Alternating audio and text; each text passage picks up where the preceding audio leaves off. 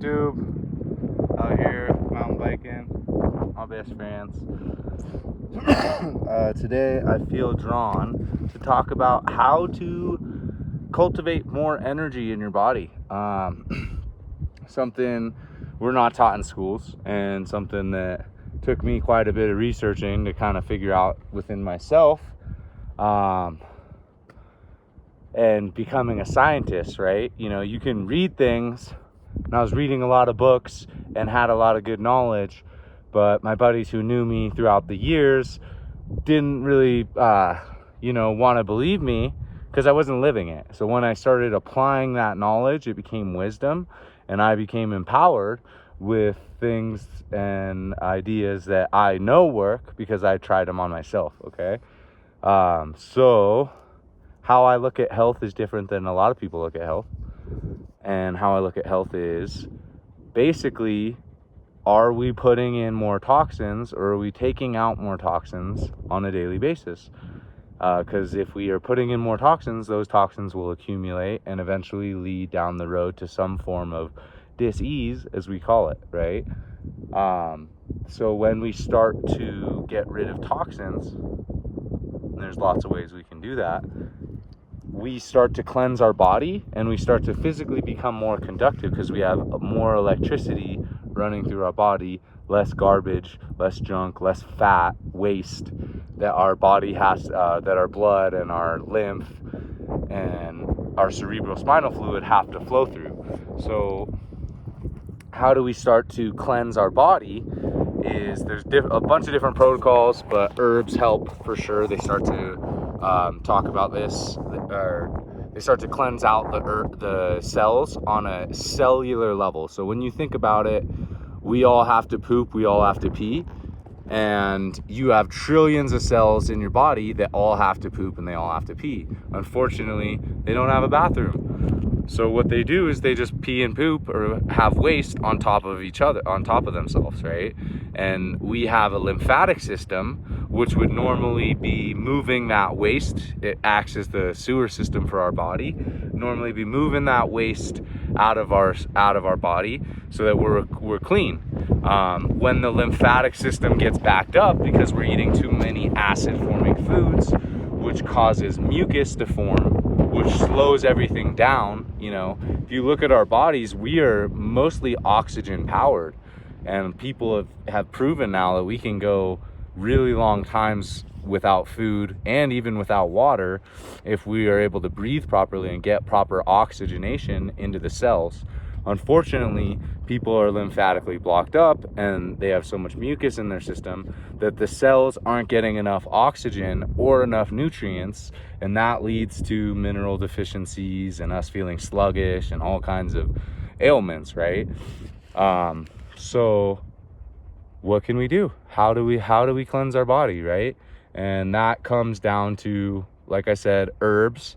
Herbs start to cleanse on a cellular level. They start to help the lymphatic system, and there's a bunch of different herbs that you can do. They all kind of incorporate their own parts of the glandular system or the endocrine system, and because of that, there are certain ones, if you have certain ailments, that you might lean towards or that might help you more beneficially.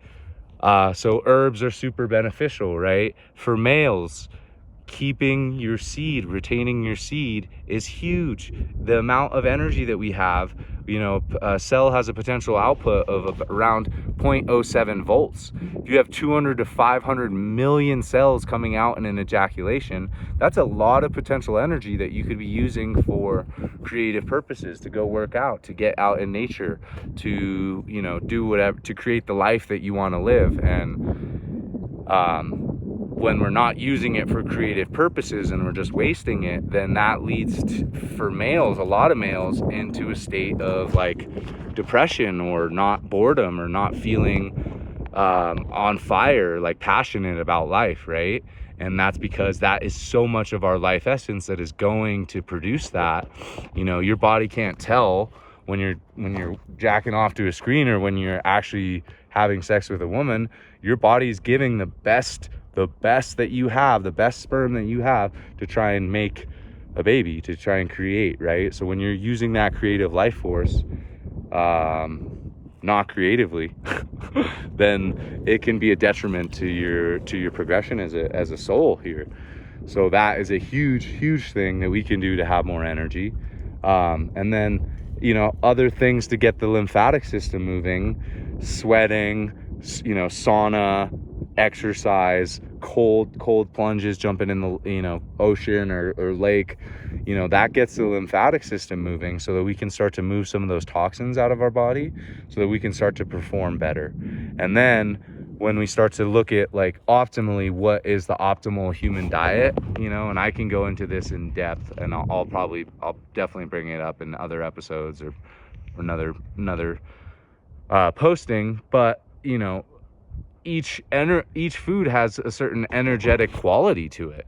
And when we're eating fruits, they're some of the most high vibrational foods that you can put in your body. You can literally put little diodes into a fruit and connect it to a light bulb, and it'll light up. So a fruit generally has around 9 to 13,000 angstroms of energy. Vegetables, 6 to 9,000. A piece of meat that is cooked has 0 angstroms of energy.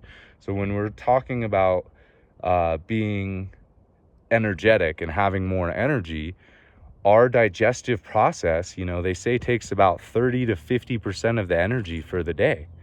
30 to 50% of your energy. And if you're combining foods improperly, meaning you're eating a meat and a starch and a vegetable all at the same time, those require different stomach acidities to break down, and your body's going to not know how to digest that. So that's going to lead to a really slow digestive process, which is going to lead to you feeling tired after eating food, which is supposed to be our fuel. It's supposed to give you energy.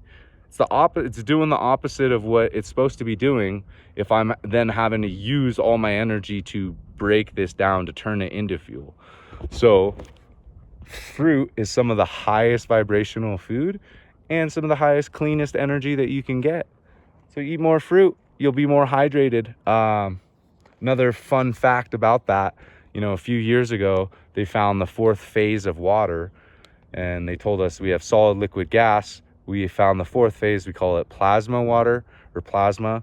And if you were to cut open a watermelon or a cucumber, it's over 95% water, but it's not water that you'd find in a cup, that you pour into a cup or coming out of the sink. It's structured. So if you were to look at it under a microscope, it would be geometrically patterned like a snowflake, and each of that structure is actually gelatinous water, and it carries an extra hydrogen and an extra oxygen molecule.